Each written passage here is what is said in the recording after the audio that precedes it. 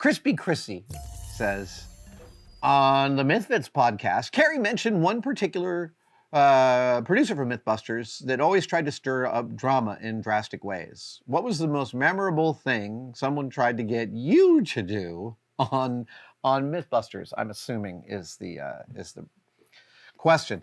So in the early days of MythBusters, these were early shows for Discovery in terms of being personality driven. The earliest personality driven shows were Monster Garage and American Chopper. And MythBusters came like a year and a half, a couple years later at the most. But all this was new territory for Discovery. And, television producers, you cannot blame television producers for going for low-hanging fruit because they are rarely given resources to reach for anything else. That is really a true statement. That being said, I was not getting along with one of my producers on MythBusters. This was early days, and we were doing the fart episode. And that producer suggested that we wanted to find out if things made you fart more. And so we came up with the idea of keeping a diary of how many farts you did, which is a reasonable approximation that has been replicated for studies about flatus and people's frequency of farting. And that was going to be our approach. It is not the most rigorous collection of data, right? Because you're describing a fart in its length, but you don't know. Anyway, this producer suggested that I use a gas meter with a tube that went in my butt for 24 hours. And I did not do that. I was not going to do that. I didn't seriously entertain it for any length of time. But given the way I felt about the working relationship, I thought the metaphor was hilarious that I was being asked to physically put something in my butt in order to do my job. And it felt like there was something already there. Not quite, not really, but the metaphor was hilarious to me. That's my story. Patrick Hennessy wants to know, do you have any more builds planned for the Pantograph mill? That tool build was neat. Dude, I just completed something on the Pantograph mill and it's so exciting. So for many, many years, I have been working on the sword from Crouching Tiger, Hidden Dragon. Years and years ago, Mel Ho, my old shop assistant, and I, and Jen Schachter worked together to etch a blade. We put that video up, didn't we? Maybe we didn't. Maybe that footage still exists. We should go look for it and see if it's around. At any rate, we etched the blade, but then for years and years, I couldn't find anything that was the exact right jade imitation for the guard of the Crouching Tiger sword until I discovered G10 fiberglass. I was looking up jade equivalents and jade, etc., and I found this stuff and I bought some. And then I was thinking, okay, how do I cut out the Crouching Tiger sword? And Matt Winchell, who was working with me on the Grogu, cut me out a template. Ooh, let me just turn that off for 1 second.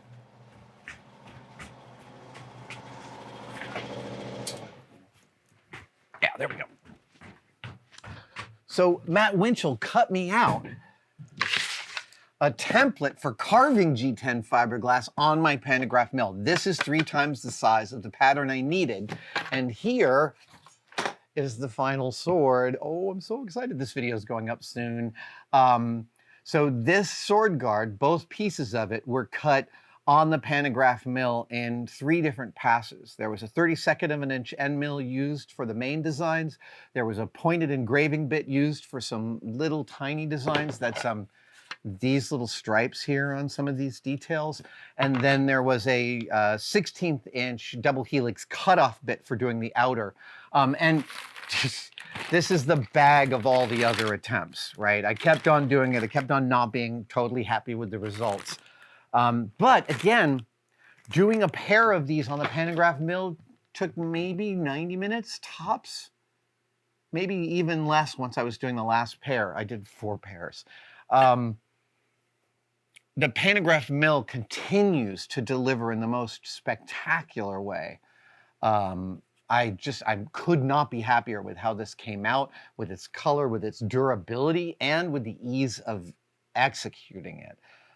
We actually have another project even also happening on the Pantograph mill. That video will go up soon, making some little machine labels, but there's much more to that, and it's going to get really, really cool. Yeah, I was actually just looking for one of the issues I have with my Pantograph mill is that it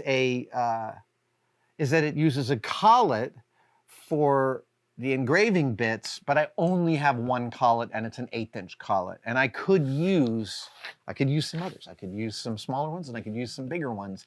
And they're hard enough to find that I might have to make my own.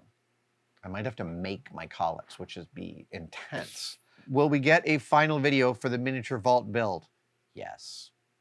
It will not be before the end of this calendar year, but yes, you will. Look, it's only fear that has kept me from finishing the vault. I've had so much fun with it up till now, and the next step is making all the mechanics actually work, and I'm low-key terrified that it's going to be a video of me just spinning my wheels and not getting something done. I need to move a large amount of stuff with a very small amount of motion, i.e. the little dial that, once you unlock, you turn to pull all the pins in. And I have pages and pages and pages of diagrams about how to execute that, and I'm still unsure that it will work. But yes, you will get a final video for the miniature vault build.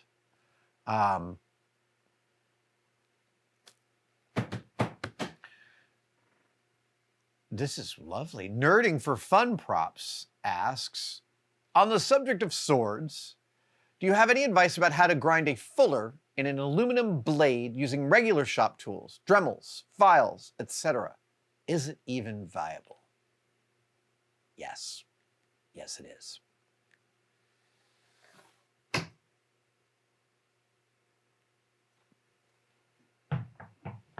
Okay, let's talk about this for a second.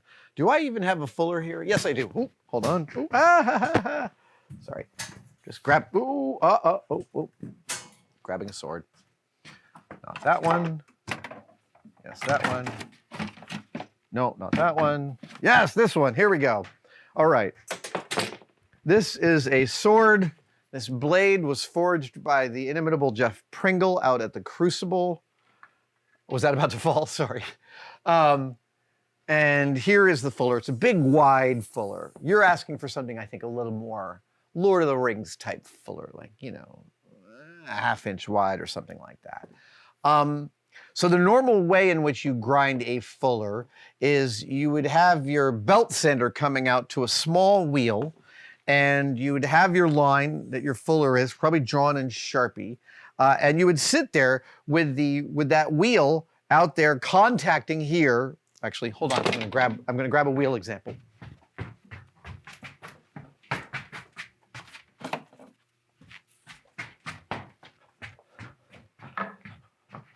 This is great. So this is a sanding drum, one that needs new paper. But let's say this is the end of a belt, a 2x72 belt sander, and you bring this out so that it's contacting where the fuller is. Oh, did I mention you carve the fuller first before you've cut the outside shape of the blade? Yeah, that Peter Lyon taught me that. You draw the sword, but you don't cut it out first. You grind the fuller as the first operation, and then you cut out the outside profile of the sword. And grinding the fuller is as tedious as you're thinking it sounds, where you are sitting there just doing this for hours. You can do this with shop tools. You can set something like this up on a drill and a guide and slowly go down and work it. You could take a file, a round bottomed file, and file that fuller. Actually, that would probably be weirdly one of the faster ways to execute one. I have seen people use routers to grind fullers. I tend to think they look like garbage. They tend to move a little too much and they don't look straight. I don't love router cut fullers. I'm just seeing if there's any other specific questions you had about it.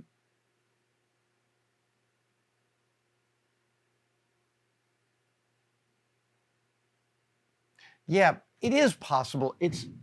Listen, grinding a fuller with the right tools takes hours. So grinding it with the wrong tools is going to take a long time. And as long as you've got the patience, it shouldn't be too much of an ass kicker.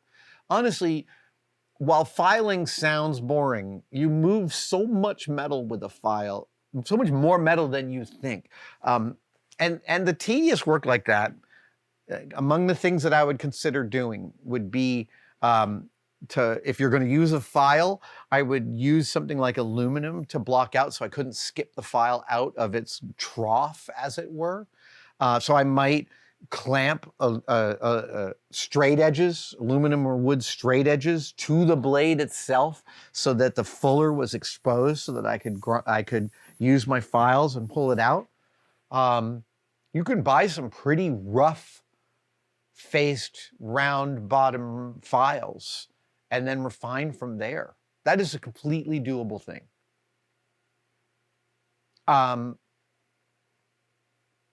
You could also look for a nice 1-inch ended 2x72 belt sander on Craigslist, although those are going to be in the hundreds. Those are going to start in the hundreds of dollars and go up from there. I hope that helps. Yeah, the furniture on this sword is actually Charlemagne's sword. You might recognize this. It is also the furniture on the sword held by Gawain in the Indiana Jones and the Last Crusade.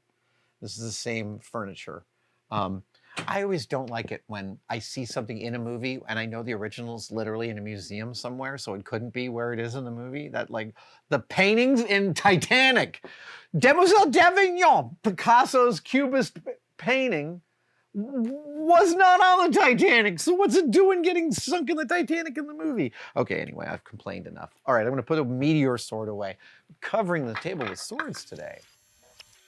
Thank you for watching. I wanted to talk to you about Tested membership. The Tested members are a key community that we find really, really remarkable. That's very separate from Tested and from YouTube. The Tested members, they buy each other memberships during our live streams. So if you're wondering whether to become a member, watch one of our live streams and someone may just give you one. It is hard to overestimate how much the Tested members actually make possible on this channel. They give us a lot of wiggle room. They give us a huge amount of feedback.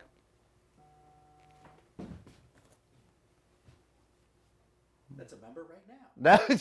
Thank you so much for enjoying your membership.